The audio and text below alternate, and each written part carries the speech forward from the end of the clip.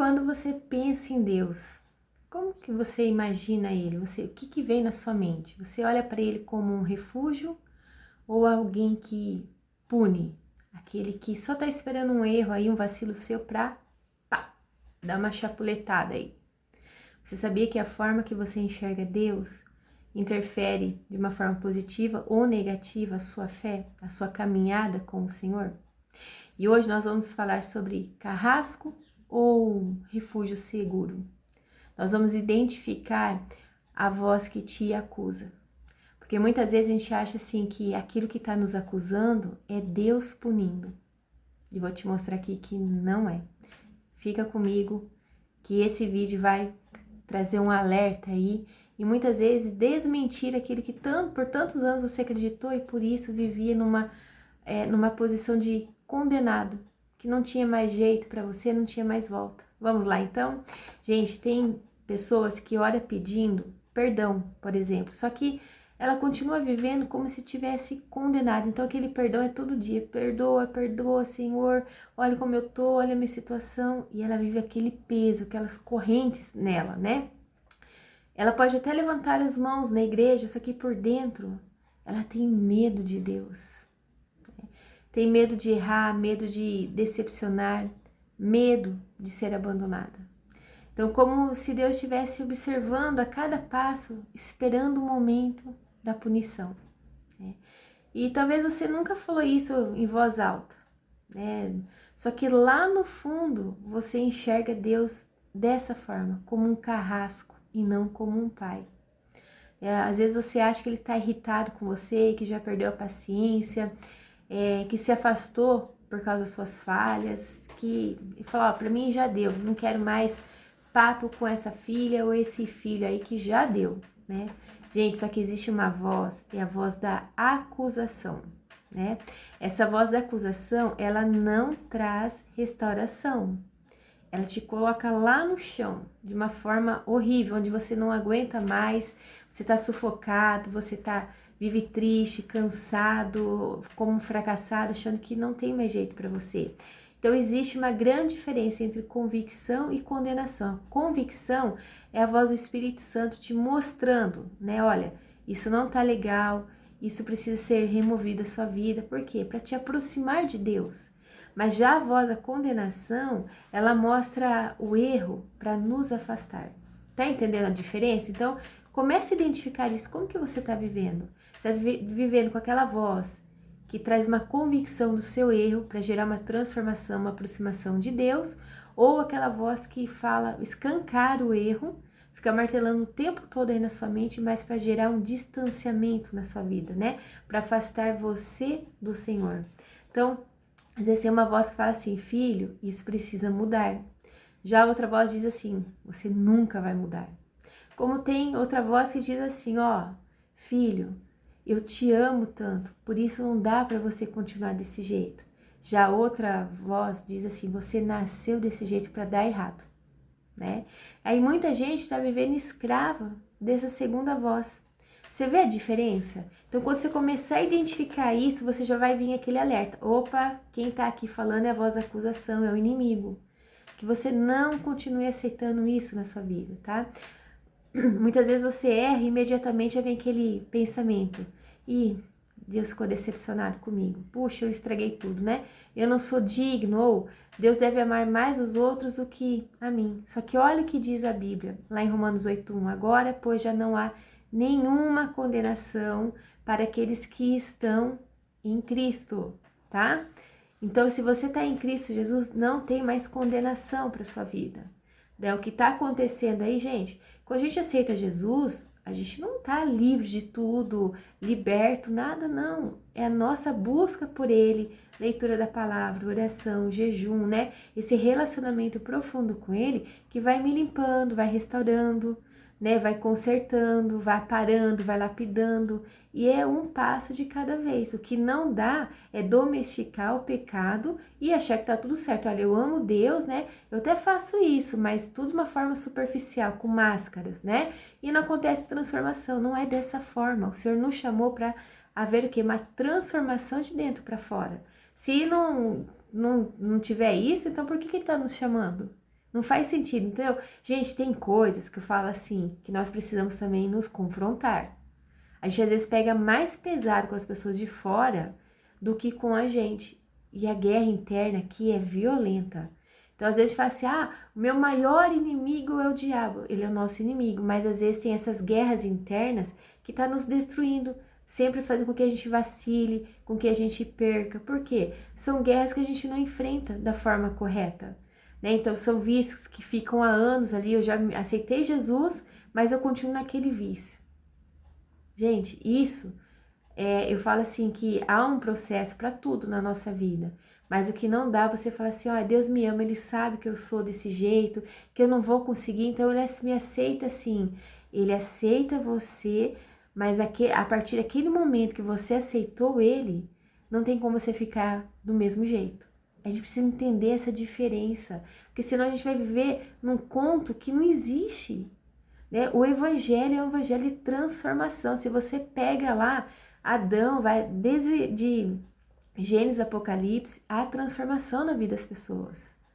Tem algumas que não querem, né? Mas o que não dá, a gente continuar se enganando, tendo aquele evangelho razoável, que não fala de santidade, que não fala do pecado, que fica domesticando, que acha que porque tá indo da igreja de segunda a segunda, que tá tudo certo, mas eu continuo com aquele pecadinho ali. Gente, não dá para continuar desse jeito, tá? Não dá.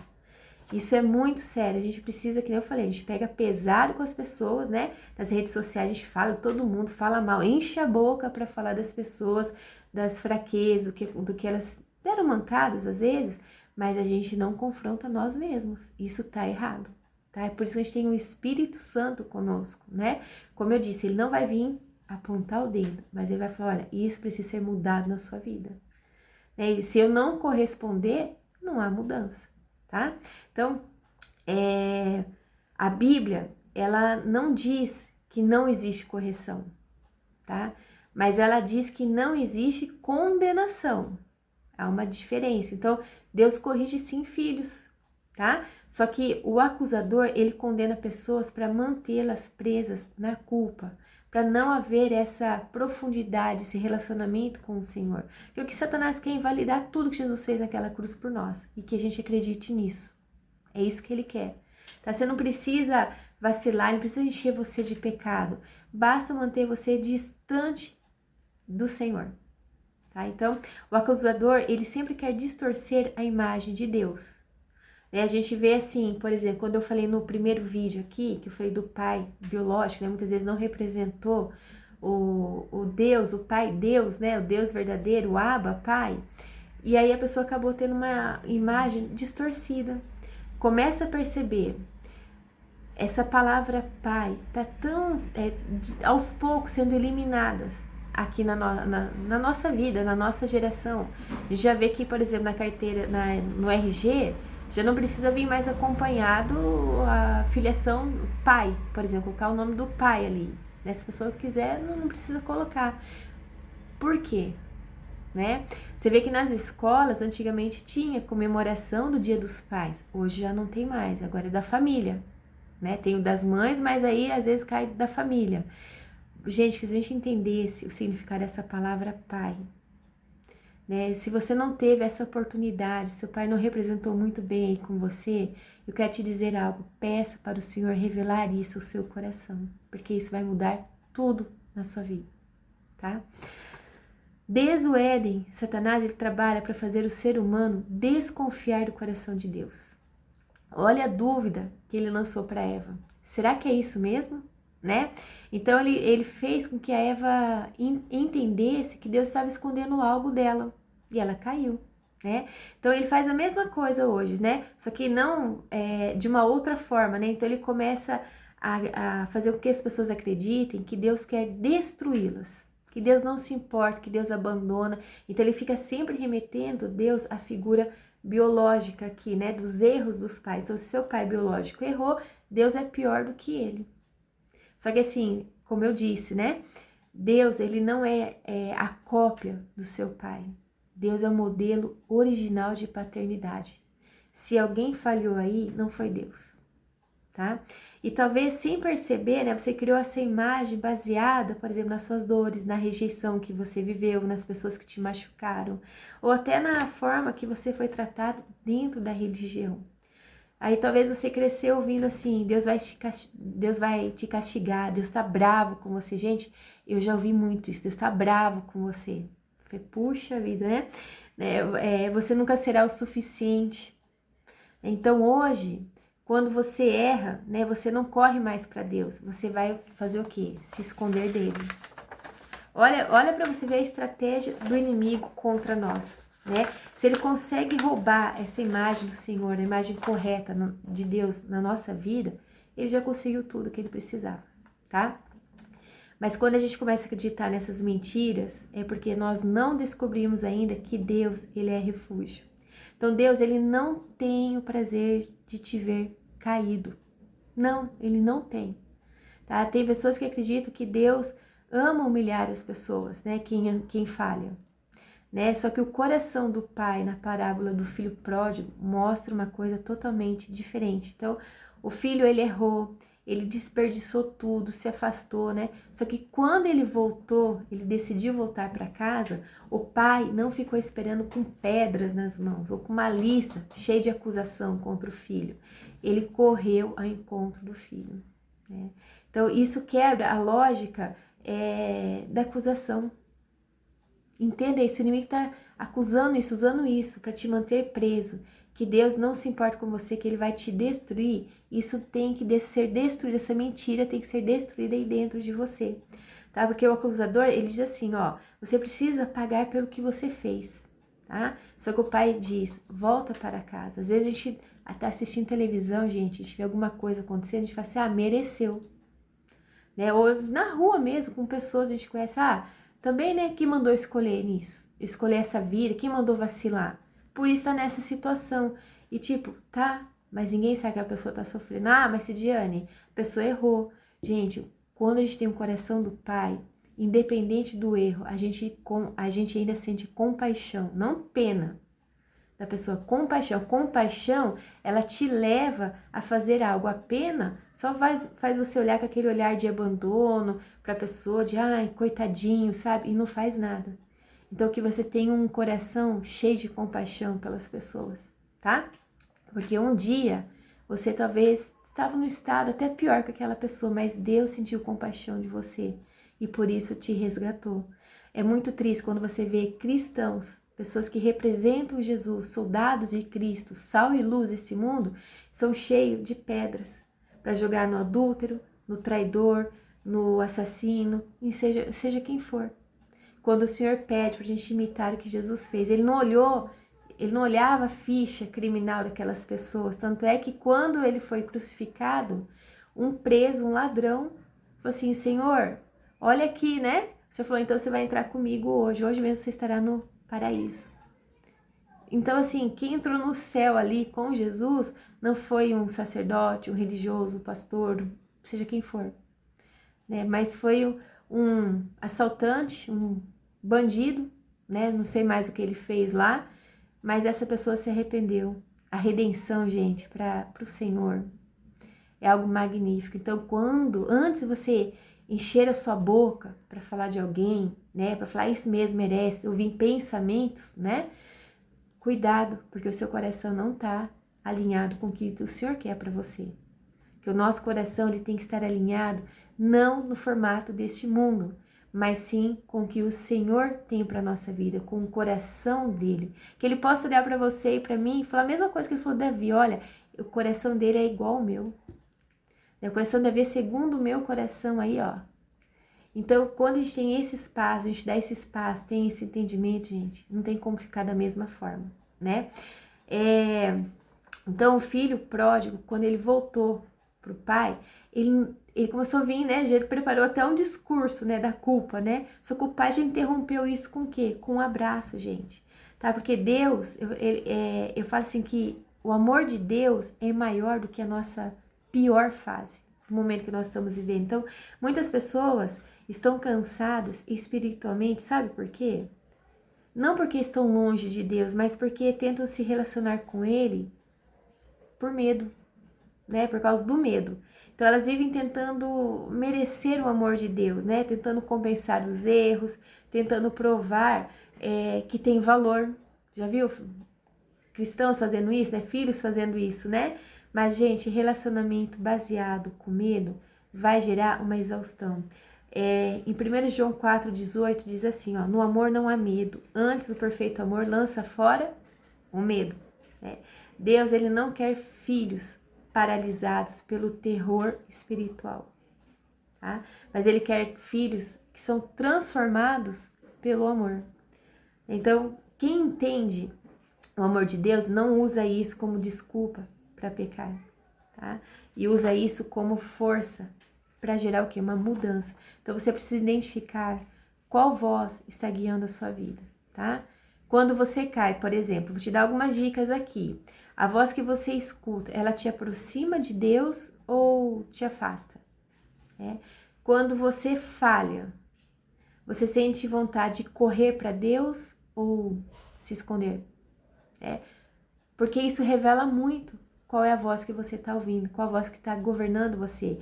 Adão se escondeu, o filho pródigo voltou para casa. Né? Um acreditou que Deus queria puni-lo, já o outro descobriu que ainda existia uma casa. Talvez o maior problema não seja o seu pecado, mas seja a imagem distorcida que você criou de Deus. Algo que aconteceu na sua vida e gerou essa distorção, né? Tem pessoas que aceitam o padrão, né?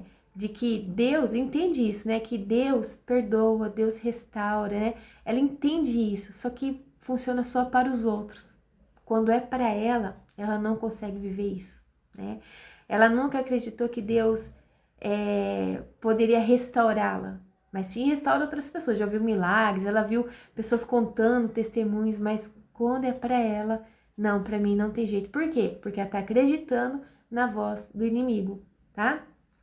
Enquanto você continuar ouvindo essa voz de acusação, você viverá preso ao passado, refém da culpa, sabotando sua caminhada e achando que nunca é suficiente. Só que Jesus, ele não morreu para você viver condenado, tá? Jesus, ele não foi para aquela cruz para que você se tornasse um escravo do medo, né? Mas ele foi naquela cruz para revelar o Pai.